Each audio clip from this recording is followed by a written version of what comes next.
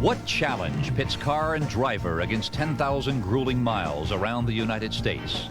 Across deserts in 106-degree temperatures, then north through nighttime snow and sub-freezing temperatures during the day.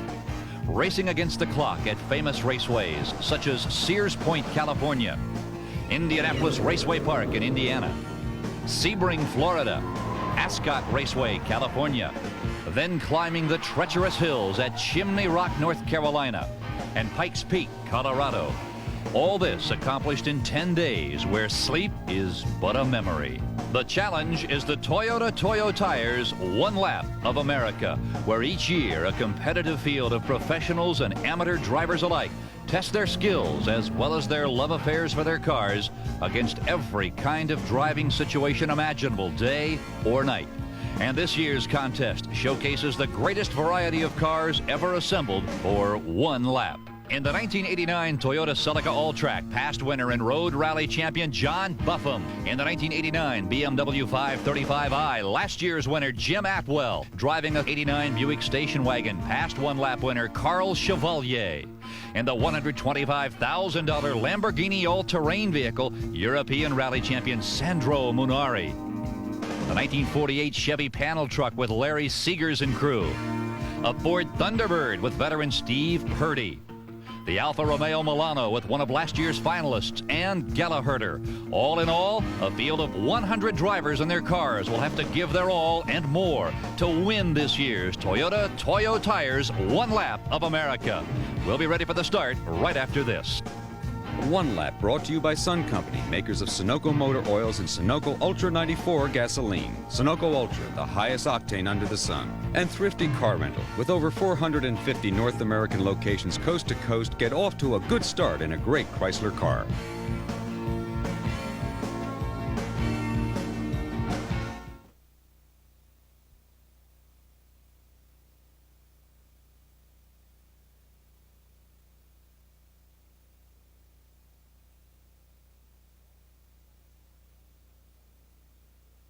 Long Beach, California will serve as this year's official starting point of the One Lap of America, with the added feature of starting and finishing on the track of the Long Beach Grand Prix.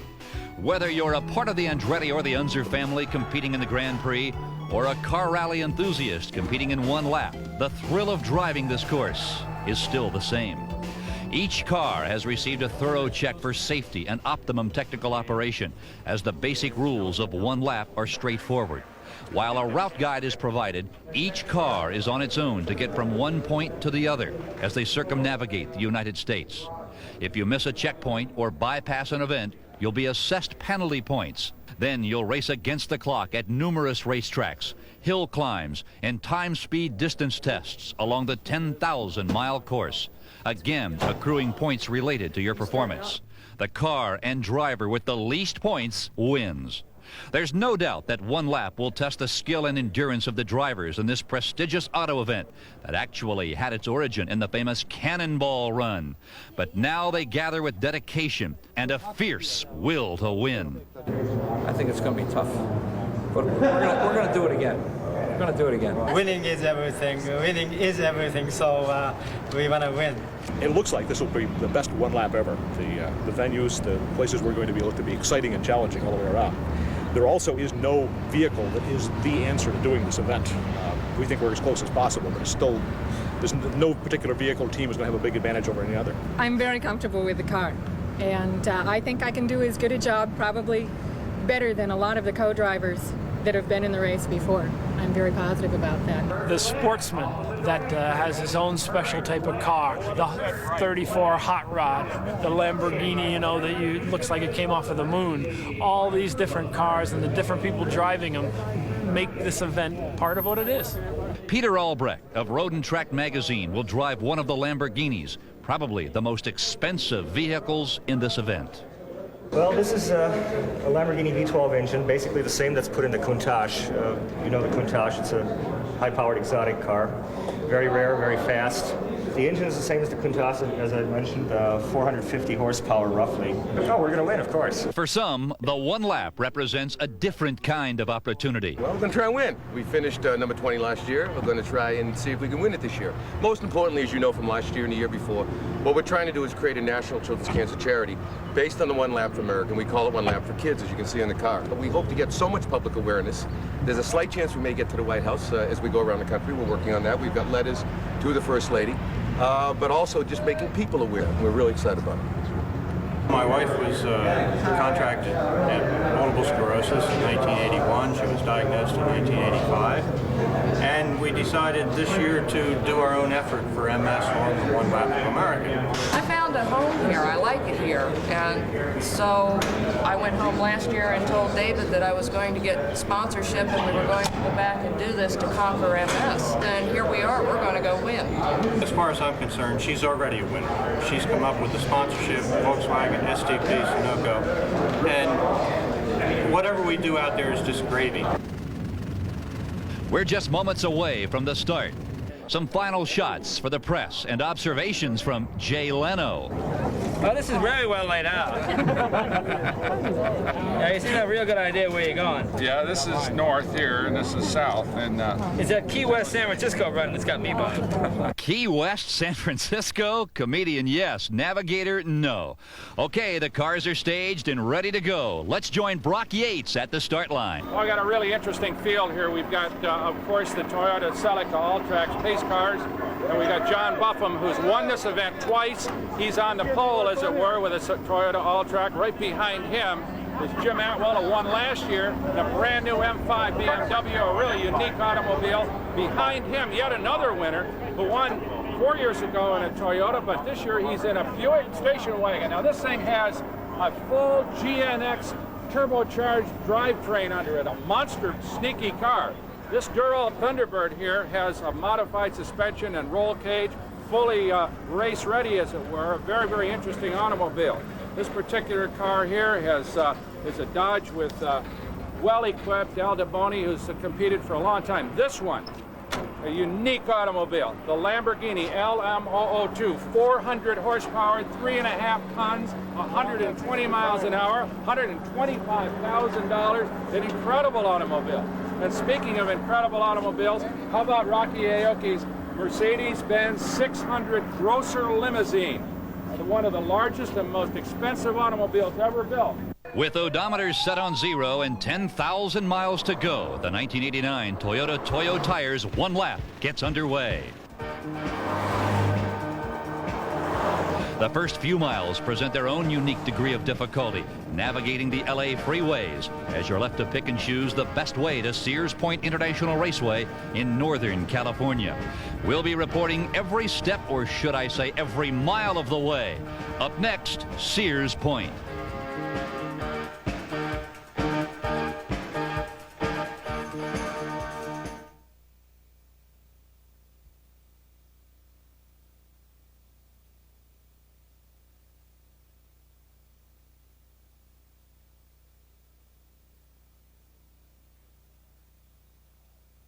We're 426 miles into one lap as the drivers begin their regularity run at Sears Point under the lights. They'll take a timed lap around the famous track and then run again, with the object being to exactly duplicate the speed of that first run.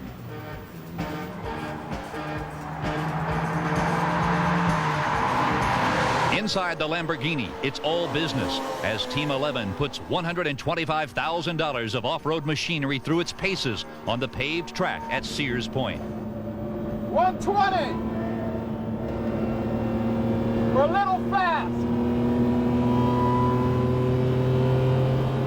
This type of test is not exactly what the manufacturer had in mind for this off-road four-wheel drive vehicle. But car 20, the Volkswagen, with Team David in Fay Teal and Jim Briotti, clocked the best result. And they'll push on through the night to Coeur d'Alene, Idaho for the next challenge, enjoying an early lead. Day number 2, we're 1,000 miles into one lap and one night out of sleep. But as we trace our route to Coeur d'Alene, Idaho, we're reminded of another special feature of this event, the unique opportunity to bask in the natural beauty of this country of ours. Karl Chevalier guides his Buick Wagon to Coeur d'Alene. It may look like a family car, but it's been fine-tuned especially for this event, as Karl explains. It is kind of a special vehicle. It has the Grand National, the GNX engine underneath it. And full suspension, it's a little bit quicker and a little bit better handling than the original station wagon was ever meant to be. 1,327 miles from the start lies the beautiful picturesque resort of Coeur d'Alene, a vacationer's paradise, but a formidable challenge for car driver and navigator. TSD means time, speed, and distance. To the rallyist, it means following a precise course, as car number 3, this Buick Wagon, is now doing. Each team must get from point to point as dictated by the TSD instructions at an exact time and then proceed onward. Now, there are checkpoints along the way to log times and give stickers to the teams to indicate that they have passed the required checkpoints. The cars at roadside are waiting for the exact time to continue up that steep mountainside, logging time, distance, and speed at specified intervals and then through checkpoints. Arriving early or late will result in penalty points. John Buffum, Tom Grimshaw, and Niall Leslie will guide car number 1, the Toyota Celica All-Track, this stage of the event. Now, their talk is all work, as the penalty points here can be substantial. 10 coming up. Mark. 0. Okay, we're going to change speeds in a couple of tenths. Okay. 20 coming up. Mark. 0. Changing at 25. His 25, correct. 30 coming up. Mark. There's a control.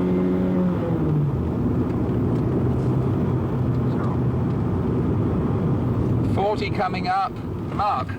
They're off to a good start here as they arrive right on time. That's Rocky Aoki. Wow, is he testing the Mercedes limo to the max. Cameron Evans and Trenon Sorello are also clocking good times. Al DeBoni and the Chrysler LeBaron Coupe zero it out.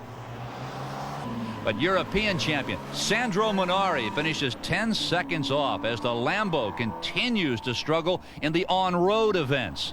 That's car 17, the Plymouth Laser, zeroing it out, and perhaps the early predictions of a head-to-head duel with John Buffum's Toyota will prove to be true. If so, it will be a 9,000-mile duel. Stay tuned.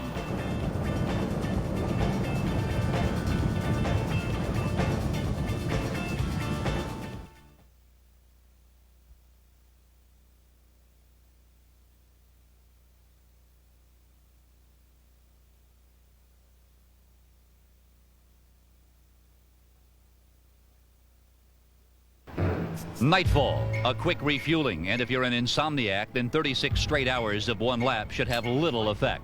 But the veterans come prepared. They sleep in shifts, read a book, eat the best of junk food.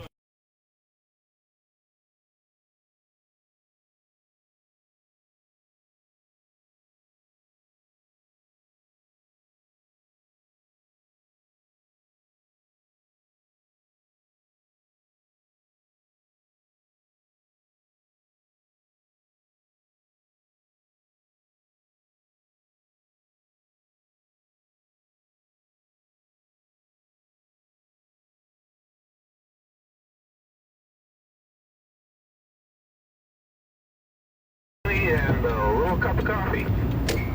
As the 48-hour mark approaches, it seems that coffee should provide the remedy. But actually, the experienced driver here will warn against a caffeine overdose, as you'll be so wired that you won't be able to sleep when your rest period comes.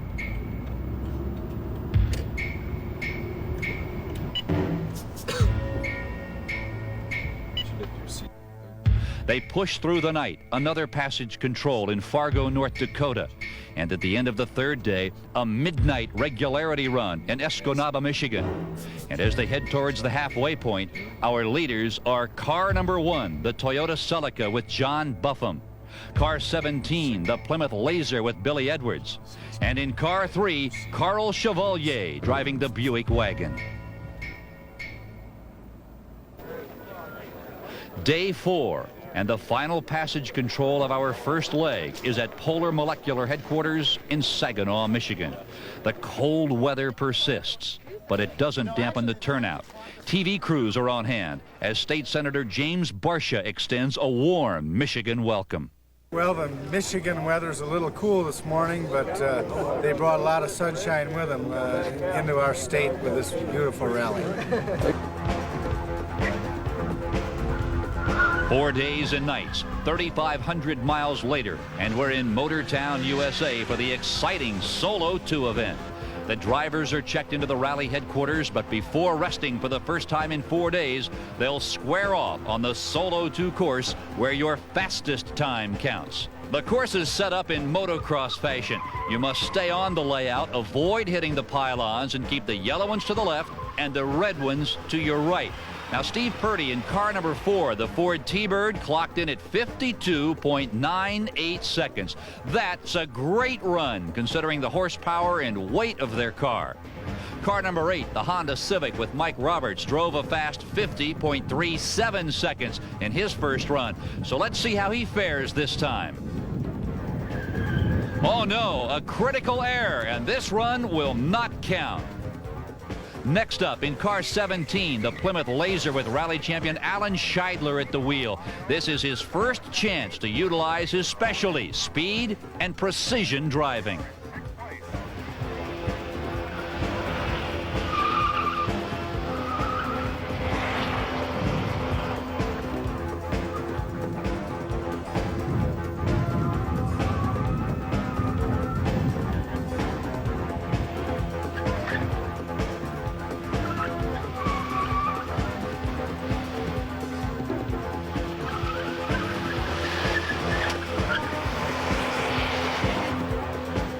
A great run at 46.57 seconds, the fastest so far. Now, let's watch car number 20 with David Teal, and you know his wife Faye will be cheering him on. They're in the top 10, and every point is critical.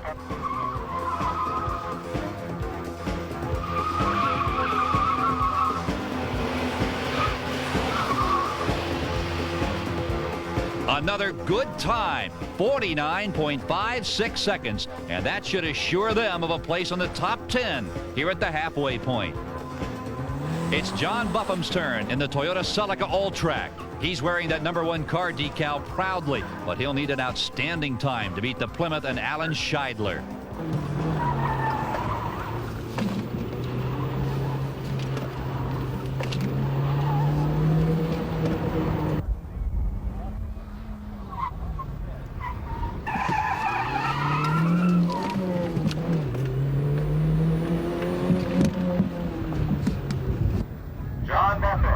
He did it, 46.54 seconds, shaving 0.03 of a second off Scheidler's time. They're waging a head-to-head battle so far, but this car is not far behind. With Karl Chevalier, the Buick Wagon has to beat 50 seconds to stay with the leaders. 49.84, a terrific time considering the size and weight of that wagon. Now for his final run, Scheidler. He needs to beat 2 great times, his and Bufham's. They are in 6th place.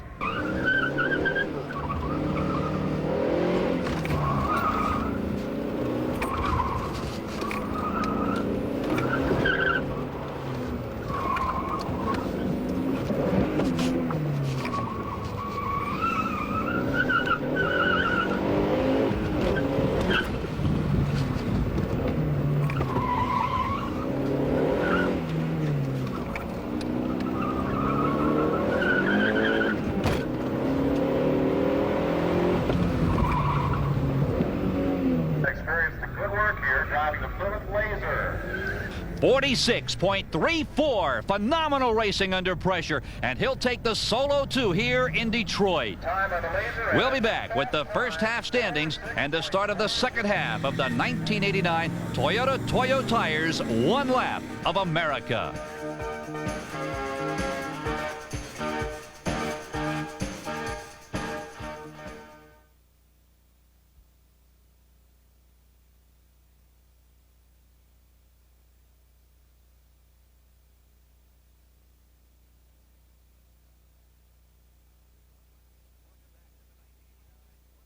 Welcome back to the 1989 One Lap of America, and it is cold here in Detroit. The competitors have enjoyed the only night of complete rest they'll get from here on in, and there's 6,500 miles to go. The leaderboard shows an extremely close contest, and indeed a head-to-head duel between the Toyota and the Plymouth. The Buick is definitely in the hunt, while the Chrysler LeBaron with Al DeBoni and the Audi with Angelo Pizzagalli round out the top 5. As you look at the point spread, remember the unique point system that makes the one lap so fiercely competitive. Each second or miscue results in a point. Get lost, break down, or suffer a lapse from fatigue, and you can amass hundreds of unwanted points at any given event. These cars are fine-tuned, the tires top quality, and the teams are excellent drivers who love to drive and compete. It's the same strategy as before, and don't make any mistakes. Well, we woke up this morning refreshed. We're going to give it our best shot. We have a lot of roads to travel and a lot of events, but we have a good team, and so we hope to do well. I'm talking to WDRC-FM back in Hartford, letting them know how well we're doing. Anyway, I will give you a call. Thank you very much, Jerry, and say hello to everybody back home for us. Started in second place, and we're heading for first place.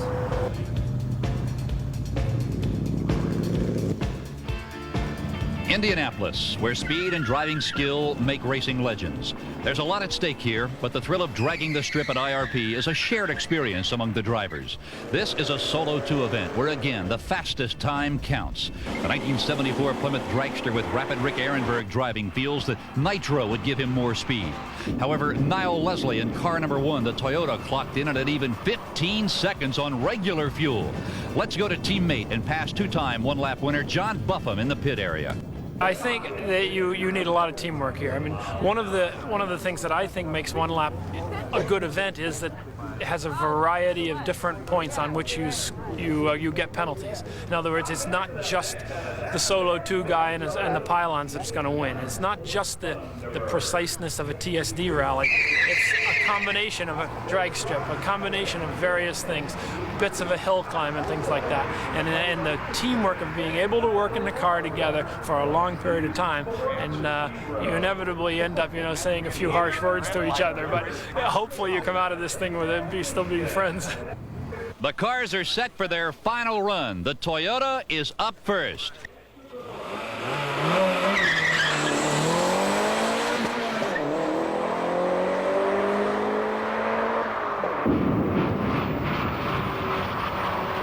Leslie breaks the 15-second mark with a 14.99, and that is going to be tough to beat. 15.2 when we're playing with a chip to see if it'll do any more for us. I think I got more in it, but I don't know where it is yet. So.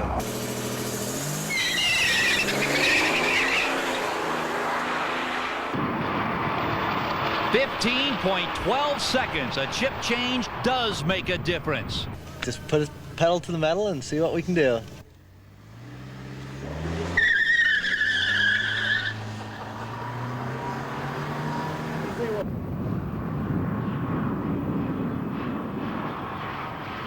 A 16.32 second run for the Chrysler LeBaron, and that performance keeps them close to the leaders. I got a couple tenths to gain on Buffum. I'm going to try and do it right now.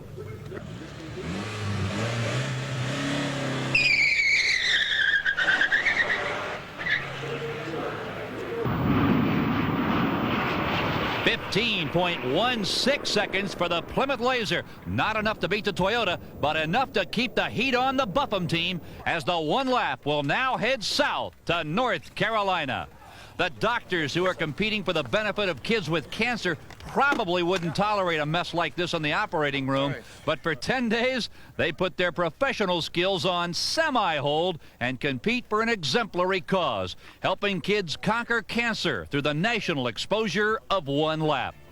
Next stop, the hairpin turns of the challenging Chimney Rock Hill Climb in North Carolina.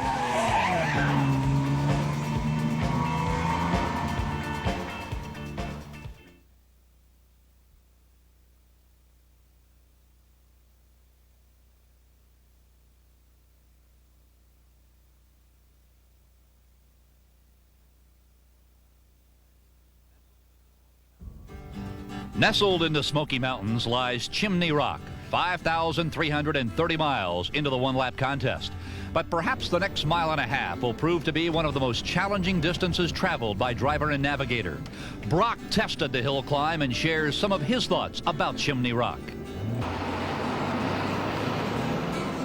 Well, I really like Chimney Rock. It's a special location. We've run here twice now, and it's kind of stuck down a little cleft in the Great Smoky Mountains, just a little way from Asheville, North Carolina. The people here are great. They run a sports car race here once a year, and we come in here and run up this hill, and I'll tell you what, it's mighty challenging. It's about a little over a mile, full of switchbacks and really, really very challenging blind corners. The drivers really enjoy it because it gives them a chance to kind of shake the cars out, and we give them enough of an average speed going up here, so they really have to work to attain it. You really got to pay attention on at Chimney Rock, and people really are enthusiastic about it. And the folks love us here too, and we love them. They are great hospitality, Southern hospitality at its best, and a racetrack that really demands the best from our guys as well. It makes for very, very challenging competition because there's little short straightaways up here. You can just kind of burst up here in second, and then you got to get hard on the brakes and yet more hairpins, and it just goes on and on up this hill. You kind of think it'll never end. It's just an endless chain of switchbacks that really don't give anybody much opportunity to get on the throttle very hard because you're just constantly braking and downshifting and shifting up to a point where you really have to whistle.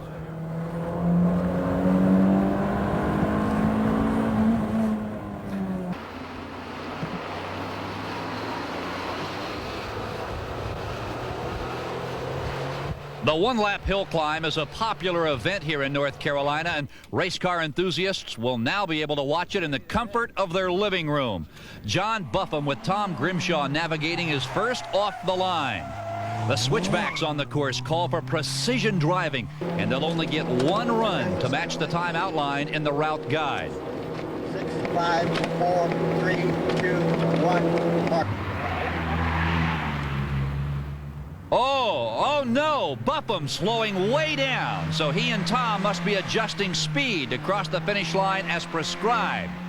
6 seconds off. Not bad, but not good for them, as each second is precious at this stage.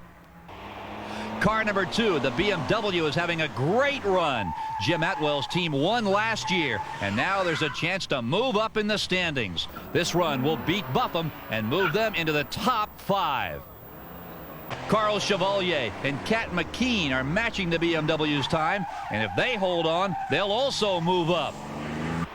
4 seconds off, and they do gain on Buffum.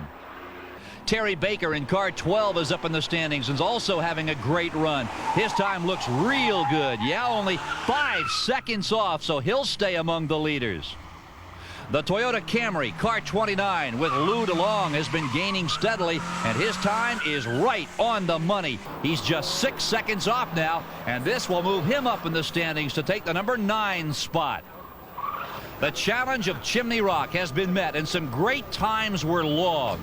The overall standings are now Buffum still clinging to number 1. Bill Edwards and crew are number 2. Karl Chevalier is number 3, but moving up. Terry Baker and Jim Atwell on their BMWs having great runs hold on to the number 4 and 5 spots respectively. Meanwhile, there's an important break in the action as Glenn Dodd and family celebrate an I ain't telling what year birthday. Glenn, Larry Seegers, and Will Drake just live down the road a piece, and the one-lap happy birthday party has become somewhat of a tradition. We're into the 6th night of transit on the one lap, and if your lifestyle is nocturnal, then no sweat. But if you're like the rest of us, right about now, you're reaching for your 2nd win. The first head-to-head racing at Sebring, Florida is coming up.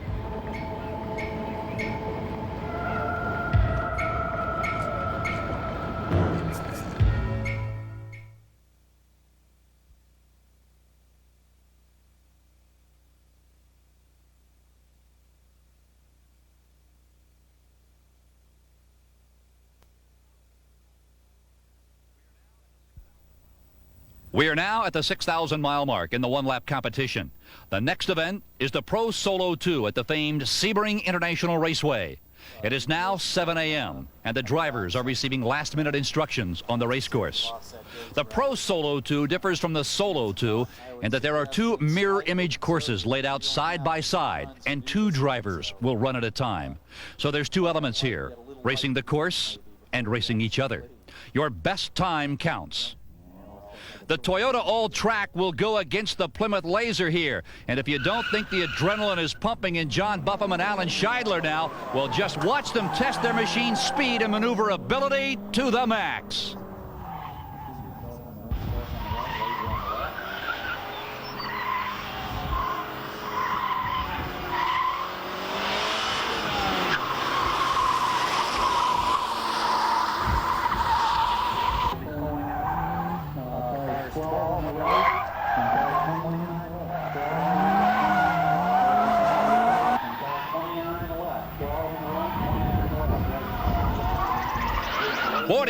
.56 seconds, and Buffum noses out Scheidler by 1/10 of a second.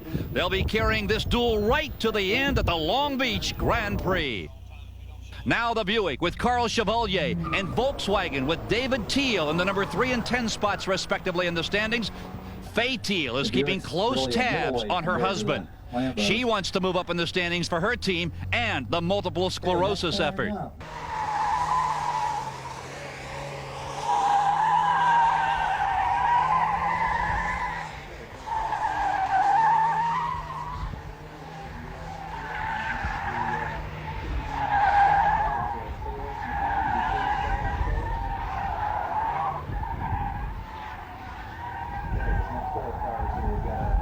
They're running very, very tight, but David Thiel edges Chevalier by 1 second. This matchup should be interesting. $250,000 of equipment at the start line, but don't be deceived. A lot of that investment is under the hood, so they're capable of good times.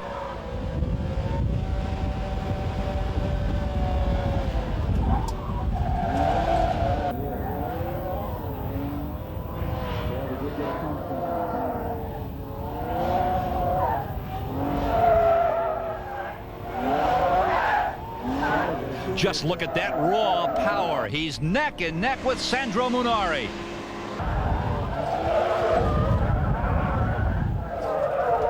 Car number 11 logs a great time, 46 seconds, just 1.5 seconds off the leader. The final face-off between our leaders, Buffum and Scheidler. They've switched sides, and this will be a close one to watch.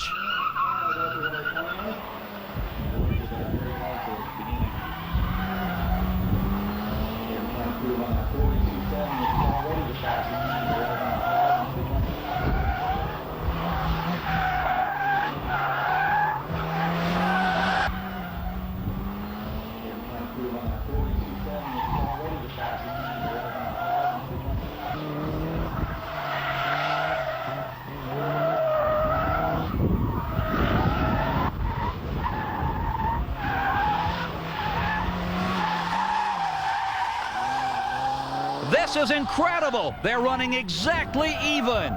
This time, Scheidler edges out Buffum by 1/10 of a second. He ran a flat 44 seconds, the best time here today.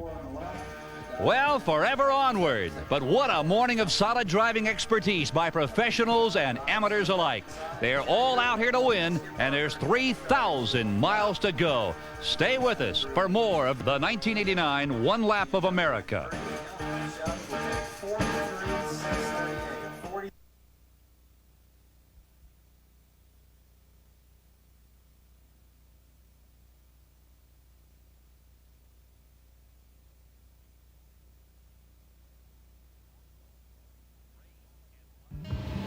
Rain and lots of it as we clear the Dallas Passage, logging 7,540 miles into one lap. The driving is hazardous, but I'm sure driver and crew alike prefer this to snow and 21 degrees in Billings, Montana. Into the night we go as we catch up with our interstate traveling companions in car number 34, Cameron Evans and Trinon Cirillo, two of the youngest competitors out of Southern California. You can bet they'll welcome the change to surfboards when this is all over. The majestic beauty of Pikes Peak, Colorado on day 9. 8,500 miles into the 10-day, 10,000-mile one lap. This is the site of our Durault Pikes Peak hill climb, perhaps the sternest test of both man and machine in this event. It's 11.43 miles of twists and turns to the finish line.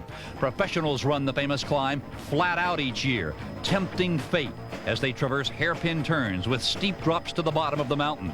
And that's not where you want to finish. As they prepare for the climb, a quick look at the standings. The heat is on the front runners, as a mistake here could cost hundreds of points, and a Buffum, Edwards, or Atwell could wind up as the pursuer rather than the pursued. Right now we're at 40 or 50 points ahead, and for us it's a question of just doing well and not making any major mistakes. We don't want to do any wheel spinning. We don't want to get wide on any of the turns. We just want to maintain the speeds we're supposed to. For the car, of course, you have to have a basically good car, and we certainly have a fine car here. But I think the driver ultimately is what proves the winning edge. The cars and their teams with 12 tough miles ahead of them. They're all looking for a winning edge. And here's some good news. Team Benihana with Rocky Aoki is back after a complete mechanical overhaul of his rolling Mercedes office. And Rocky hasn't been alone. This 48 Chevy truck of Seegers, Dodd, and Drake, it's the oldest vehicle entered in the one lap. And after some quick repairs in South Carolina, it too has continued the challenge. The spirit of one lap carries them on. Our camera joined car number 12, the BMW, with Terry Baker, Chris Romine, and Jack Von Kanel. They're several points away from the top 5, so Pikes Peak is all important. Their timing has to be precise, and when you're aiming at the leaders, every point and every second counts. On time. Hold steady. All the way through. I'll give you a hack on the other side. I got it. One up. That means lift on the doggone accelerator. That race course last night where we... Up 2. Last night we had to go as fast as we could possibly go, and today we need to go steady. That's right. That's the challenge of the one lap. Mixed formats. Up 1. Yeah, here we go. Change of surface. It's going to get a little more interesting. No change in speed. No change in speed. Still averaging 40. Okay, a little bumpy here. All right. That's good. And now you're on time. Slide down a little bit. Don't let it fall out the bottom. Down 1.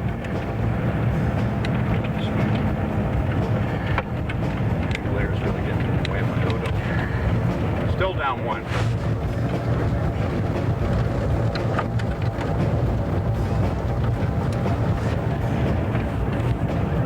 On time.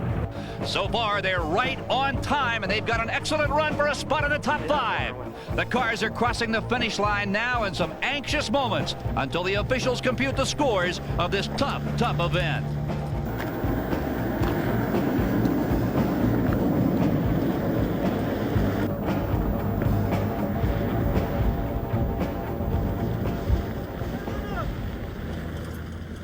We have to keep an eye on them all the time. Sure, it's been this way all the way through, but that's the way it should be. If one person, whoever it happens to be, runs away with the thing, it's not as good. All the way along, we've been thinking, oh, gee, you can't make a mistake. You can't make a mistake. And they've been saying, we got to nip and tuck them here. We got to get a few points here. We're trying to make you nervous. We're trying not to get nervous. Drink about 10 cups of coffee. See if that doesn't shake you up a little bit. We better get a few beers at the end, right? Yeah, well, we'll have to sit down and do that. Okay. The ride down Pikes Peak is almost as breathless as the ride up. And here are the results. The Toyota Celica holds on to first place. The Plymouth Laser is second. Car 12, the BMW, has moved into third with an excellent hill climb here at Pikes Peak. Right behind is Car 2, the BMW, and fifth is the Buick Wagon, Car 3. Next, they'll drive across the desert, try to collect their thoughts, rest, and plan strategy as the final events are now at hand. One Lap brought to you by Sun Company, makers of Sunoco motor oils and Sunoco Ultra 94 gasoline. Sunoco Ultra, the highest octane under the sun. And Thrifty Car Rental, with over 450 North American locations coast to coast, get off to a good start in a great Chrysler car.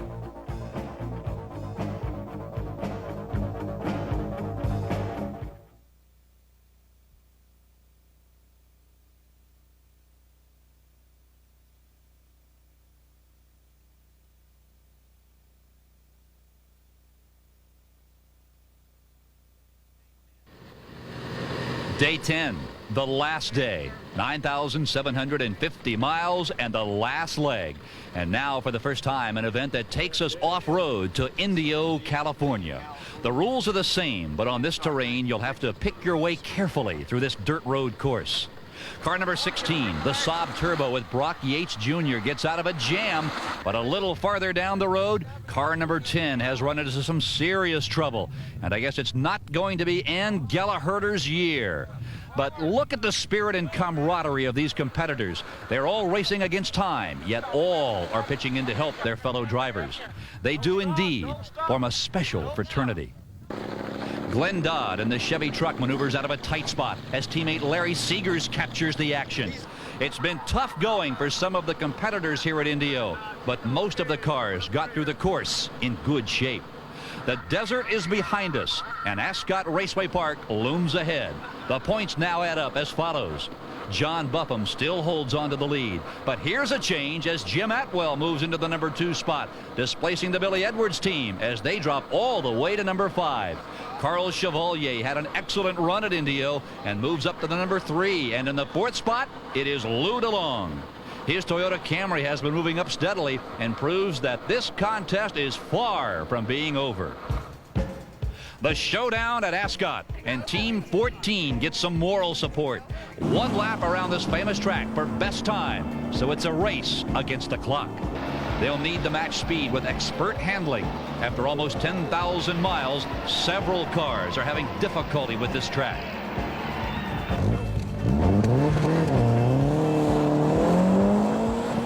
Buffum gets a good start. The Toyota has proven quick, and he'd have to spin out to lose his number 1 spot in the overall standings, as well as relinquishing a coveted position to race one lap at the Long Beach Grand Prix racecourse. Remember, only the top 5 will compete in that final event.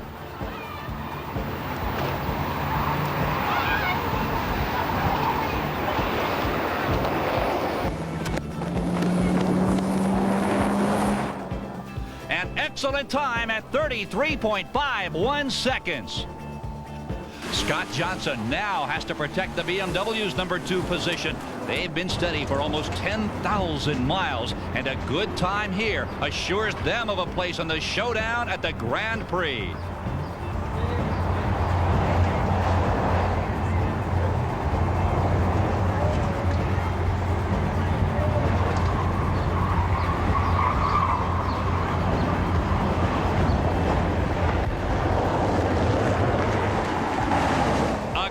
Time. He beats Buffum's time at 32.43 seconds. Now Lou DeLong in car number 29, the Toyota Camry. Down in the standings in the first half of this event, he's climbed steadily, and he is hungry for a finalist spot in the top 5. Buffum and Johnson already have the number 1 and 2 spots locked up.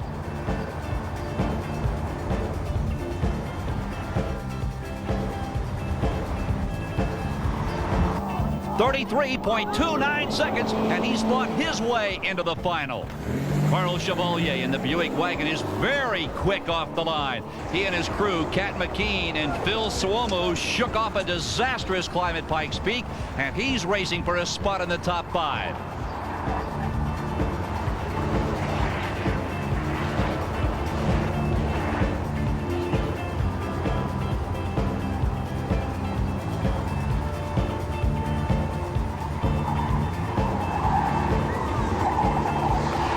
Does he make it? Yes! His time, 33.80 seconds.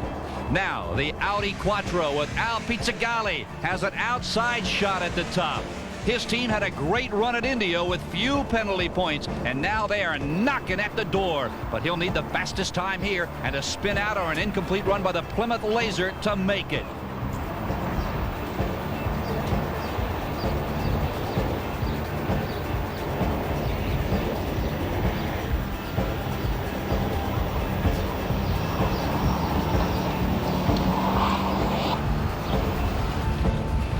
.07 seconds. They're close, and he will watch the next car very closely. That car is the Plymouth. He must maintain control and log a good time to make it into the top 5.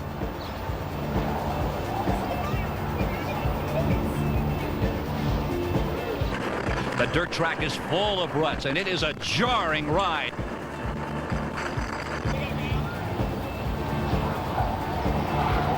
But so far, his time is the fastest yet. 31.98 seconds, and Scheidler and his Plymouth make the top 5. It's race day at the Toyota Long Beach Grand Prix, a prestigious event that attracts record crowds to watch the finest drivers and crews compete on one of the most difficult tracks on the Grand Prix circuit. And for the top 5 finishers of one lap, they've earned the right after 10,000 successful miles to go for it all around this famous track. But one lap stands for more as we share the accomplishments of the doctors for one lap. We received news from the White House through my office personally from Mrs. Bush's personal secretary that she's extremely excited about our One Lap for Kids campaign, and she's particularly excited about getting involved in it. To us, this is really a dream come true, because with Mrs. Bush's backing and support, even her simple endorsement, let alone her personally getting involved, we feel that One Lap for Kids is really about to take off. Now last comments from the finalists as they prepare to take the green flag. Well, we feel pretty good. We've got a big lead now, and so we don't need to do anything too silly here at the racetrack. But it's a great fitting finish to the One Lap of America here at the Long Beach Grand Prix. This is going to be a tight race here. We've got about 10-second separation between cars 2, 3, and 4, maybe 15 seconds. So we're going to go after the Toyota and try to catch them. There's going to be about a 15-second interval, I think, between the cars. And the BMW is performing well. 208 horsepower motor. Car's been super. Super tires. And I think we can hold them off. We're in second place right now. Got to beat the Buick by 2.8 seconds, so that'll be the key. The kicker, yes, we have to do the Long Beach Grand Prix track, obviously. The Buick has been great. I think it'll do well for me again. But I'm sitting here trying to stay very calm. We're just going to go for it. The guys behind us are really good. They're fast. And the guys ahead of us are reachable. So we're going to go for it. We're going to try not to hit the wall. And we're just going to go for it. You never know what happens here. It isn't over until everybody goes around this track. Any one of us could hit the wall, spin out. So if you're 10, 11 seconds behind, it doesn't mean a thing. It means you just got to do your best today. And we're just glad to be here after 10,000 miles, be one of the top 5 cars, and get a chance to run at Long Beach. We're going to try and leapfrog here. We're in 5th right now. We fell from 2nd place due to an unfortunate circumstance on a rally. So we're going to try and leapfrog. With this car, we believe we can do it. We were fastest on the drag strip in Indianapolis by about 4 miles an hour. We have a nice long back straight here. We can make up some real good time. We're going to try and go after it.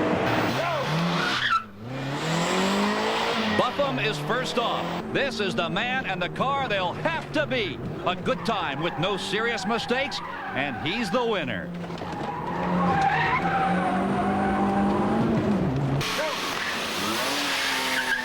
Number 2, the BMW begins its timed run.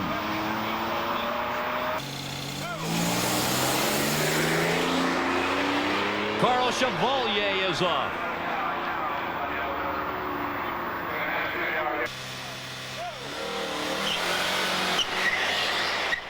Billy Edwards begins his run with a lot of catching up to do.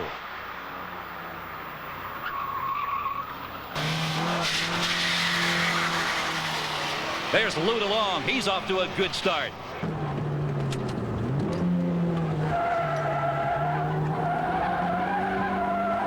There must be ice water in his veins as Buffum in the Toyota is logging a great time despite the pressures of the other cars. The clock shows that Edwards and the Plymouth Laser is the only one close to Buffum's time, but Buffum is holding him off. He's got a great time on the Long Beach Grand Prix course as the years of driving experience begin to pay off in his quest for the 1989 title. Scott Johnson in the BMW is in hot pursuit, but he's 2 seconds off the leader's time. The Plymouth is nearing the finish, but needs to gain 1.5 seconds on Buffum. But Buffum is not giving in.